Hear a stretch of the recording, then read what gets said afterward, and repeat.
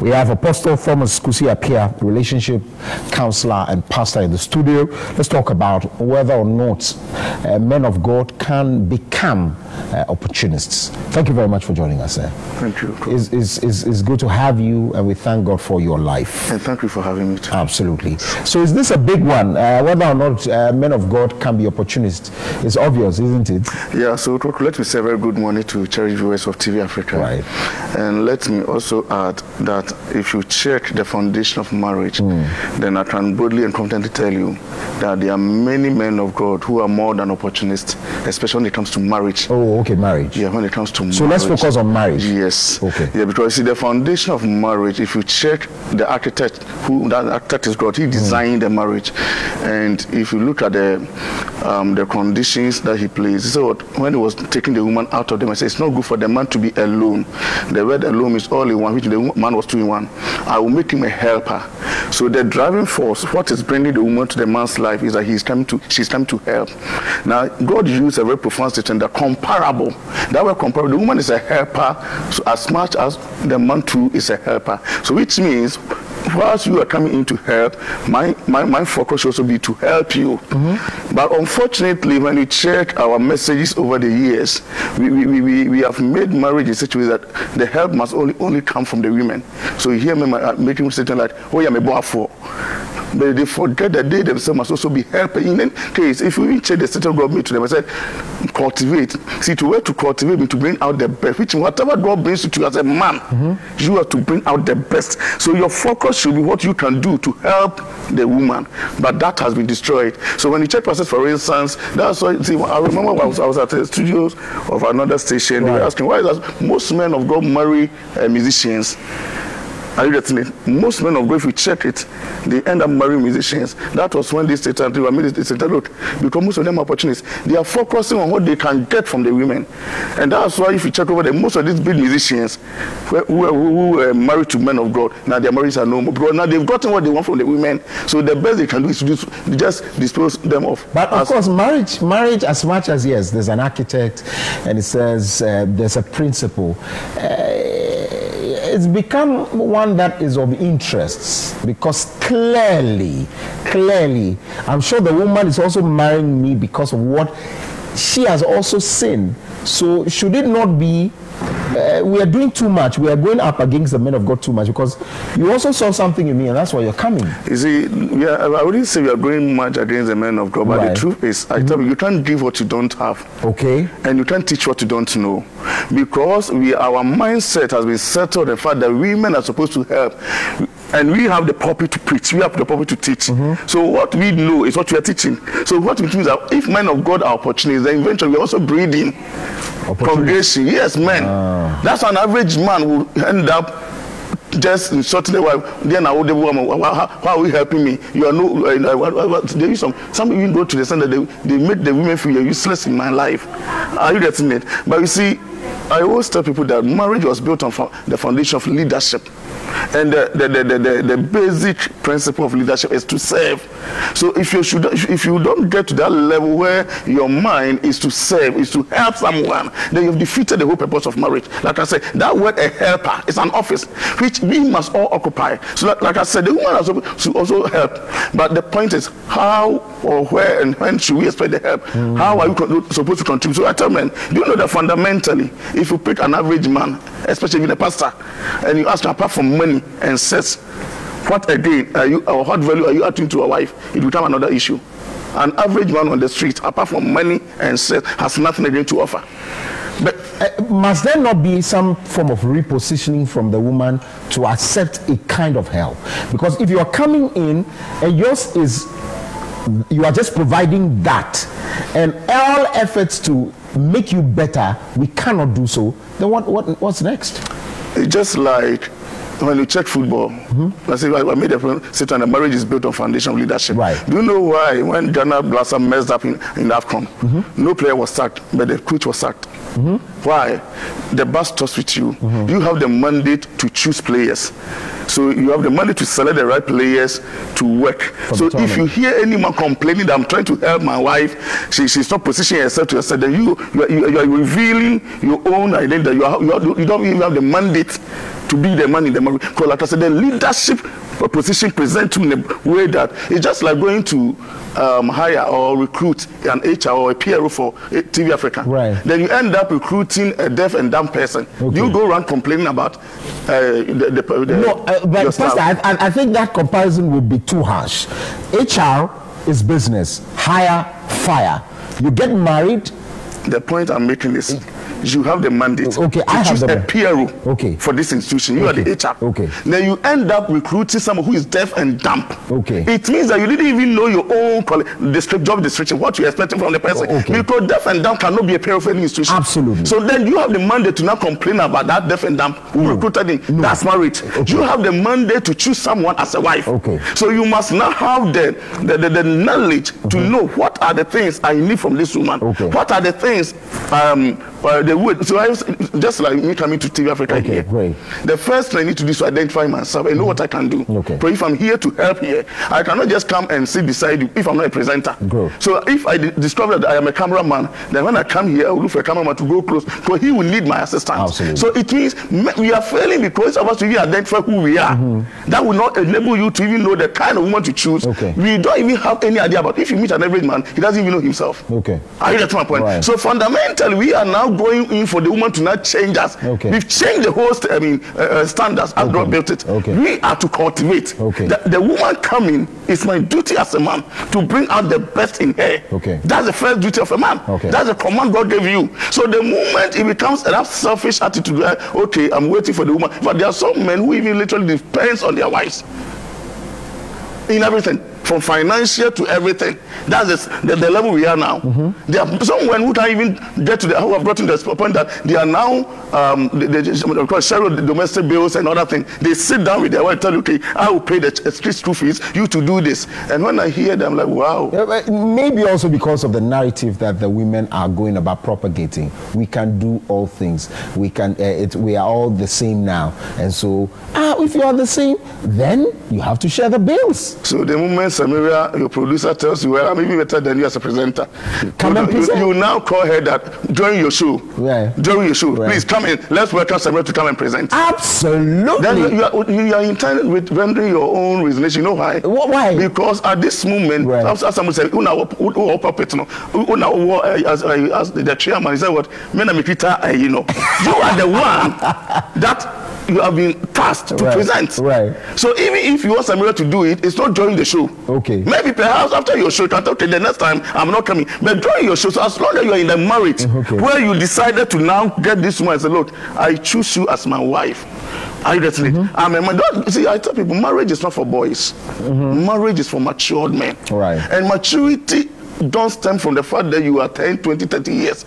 Maturity is in the fact that you are built in a way, say, I tell people, the foundation of maturity is intelligence. So a man can never call himself a matured man until you can tell me that when you check the 4 levels of intelligence, you are adequately operating at all the levels. So you have adequate knowledge. Okay. That's IQ. Are we not putting so much pressure also on men to say, that you need to be matured, you need to be the man. Don't allow the woman to pay the bills. Pay the bills. That is why you are there. You are there to cultivate. If she helps, she helps. If she doesn't, that's too much pressure. This is about how many 2-story or 3-story? This building. 3-story. Okay. Is this building putting pressure on the foundation? The answer is no. Why? Because knowing that you are going to put a 3-story, the architect, the contractor now decided to build a foundation that can carry this building. You understand? God knowing that he was going to build a family unit, he decided to bring the man. You see, when you want to go into the foundation of marriage, so like as I said, God created this man. It was 2 in 1. The woman was in the man. God knowing the kind of foundation, so he decided to bring you as the foundation, so that you determine the kind of building you put. So it is up to you, the man, to know, as I said, identify you, to know yourself and know what you can carry. So for instance, I tell men when I meet them, that look, no woman is extravagant, no woman is this. It all depends on you. You must know. It's just like sickness. Do you know some sickness can be treated at church compound? Some sickness can be treated at clinic. Some you have to take to district hospitals. Some regional hospitals. Some emergency ward.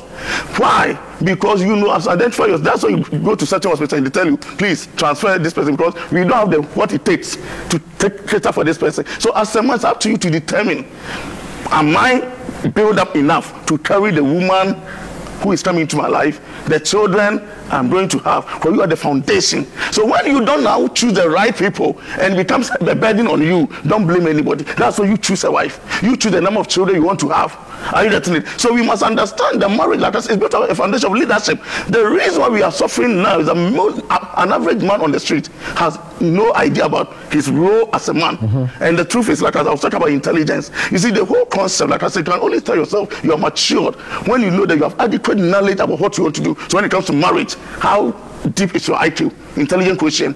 The next aspect is your social quotient. How well can you even relate to people? That's what most men are suffering. Some women say, hey, but that same woman can sit down for hours and somebody will be talking to her. You don't even have the skills to speak to her. You've not built yourself well, so you don't have to complain. The next level of intelligence is emotional quotient. How well are you built, emotionally, to control yourself? That's what today we have a lot of men beating their wives. It's an evidence that your emotional quotient is low. Then we have AQ, adversity quotient. These are the 4 levels that must come together, and every man must have it before you even think of marriage. So, like I said, the reason most men are not opportunists, especially pastors, is that an average man of God, when you check the kind of messages we are churning out, it's an evidence we don't even understand marriage. Are you getting it? Because most of us are even preaching culture to the extent that when you even mention the word submission, marriage, and love, it's like a different interpretation altogether.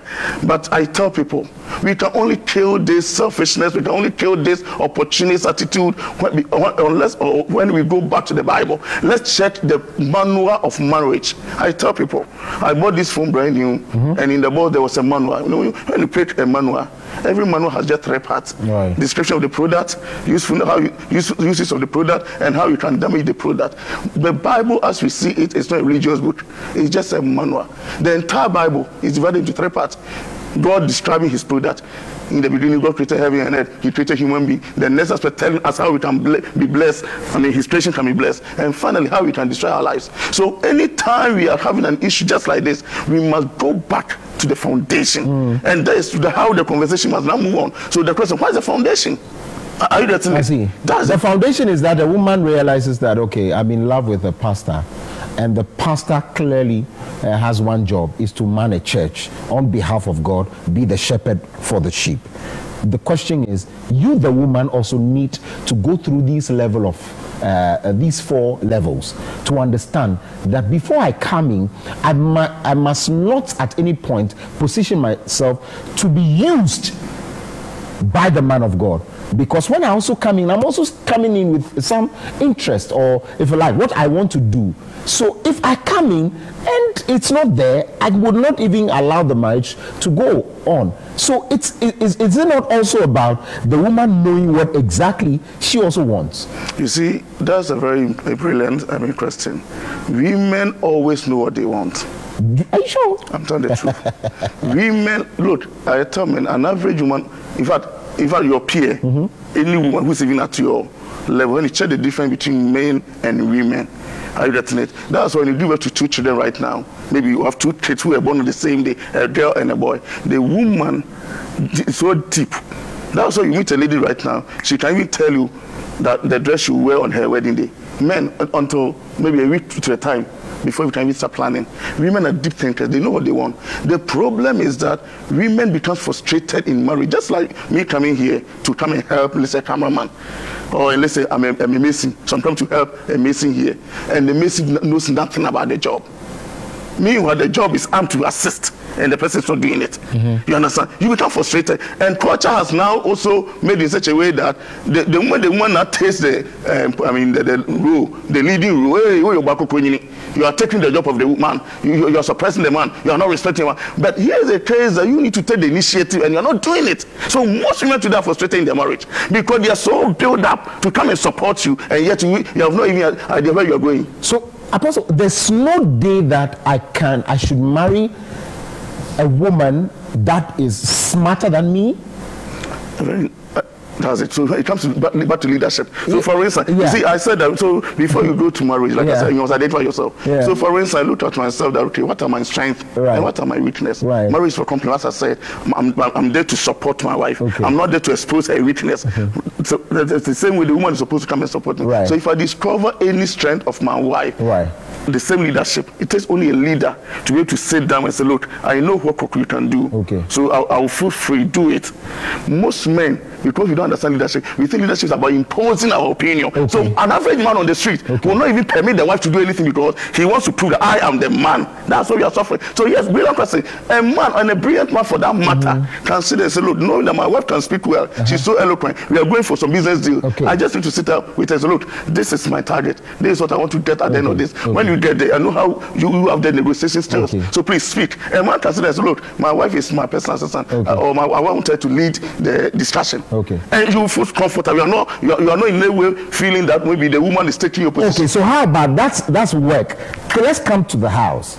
So is there any way, would I not make heaven if I allow, and I've also identified this about my wife, and I allow her to take charge of the house in terms of running because she's smarter, she's brilliant, she's stronger? Would I never make heaven? I don't know where you are taking. You are not making heaven, but the point is, the point is, if you are talking about your basic role as a man, so therefore, it's not about you. See, I tell people, I don't know how long you've been at TV African, but I know per your, employment contract. You understand? Maybe you were giving that statement that you will pay this much at the end of the month, and this is what is required of you to do. So you know your duty. Aside that, there are times you may come here and even try to at least help the cameraman and this from your pocket. So in one way or the other, you're also helping the institution. But the day the organization comes and say, Koku, at the end of the month, we want you to take half of your money and give it to the cameraman, they are exploiting you. I see. Yes, but that's what we are speaking against. That look, every man, because you see, every woman needs to play 3 roles in her marriage. The woman must be a wife, a mother, and a prophetess. The man needs to be a husband, a father, and a pastor. These are the 3 rules. Another time we'll go into details. So what it means that if the woman is a mother, clearly, whatever she's working or the money she's getting, she can be supporting by from her own will. The day you now call her and make it like a contract, then you are turning the whole foundation of marriage into a business partnership. Marriage is not business partnership. Marriage is a contract based. That's what you're saying. So you don't now force the woman to do certain things, but rather allow her. Just as I said, you come here. Why I work, if I tell you the amount of money I spend, because just after closing, you see people come in, and you understand they support the work we do. So you take them, you help them to at least feel comfortable. So because some of them are even staying afar, the money they take, clearly in Ghana, it's not helping. So we are all helping, but my boss cannot call me and say, from now onwards, you must pay this. That's what you're speaking against. So we must understand that the foundation of marriage is leadership. I see. We must accept. You see, have you ever wondered why we always discuss the what do you call it, the fees of the coaches of Ghana Blasters? How many times do you see us discussing the fees of the players? Are you getting it? Like I said, when it comes to leadership, we know your mandate. We know what is expected of you. And the man has to show leadership. Prayer that men should find themselves at the right position, and that position is leadership. We must build ourselves. We must know what it entails from us, so that you don't just go into marriage thinking that the woman should not do everything. It's wrong. Let's have this conversation probably on a Friday and open the phone lines as well, so that we can have it, because these are very controversial ones you are talking about. And I have a lot of questions as well. It's okay. I see the foundation where you're coming from is biblical, whatever, but let's look at the reality. So that's why I feel that some Fridays we'll bring you back again, because these are very wonderful thoughts. And as Apostle Thomas Kusi-Appiah is a relationship counselor and pastor, we'll revisit this one again. Can men of God be opportunists, especially in marriage? Happy birthday. Kindly wish my girl happy birthday. That's Nadia of Presbyterian College of Education, Akropong, Kusi-Appiah. Nadia what? I'm sure there are a lot of Nadias at the College of Education. From Miss Sack. So Miss Sack is wishing Nadia of Presbyterian College of Education at Akropong, Kusi-Appiah, a happy birthday. Well, this is how we draw curtains on today's show. Thank you very much for starting with us and, of course, ending. And continue to enjoy the rest of the program. And tomorrow we're back to do it all over again. My name is Kokulumo. I'll see you soon.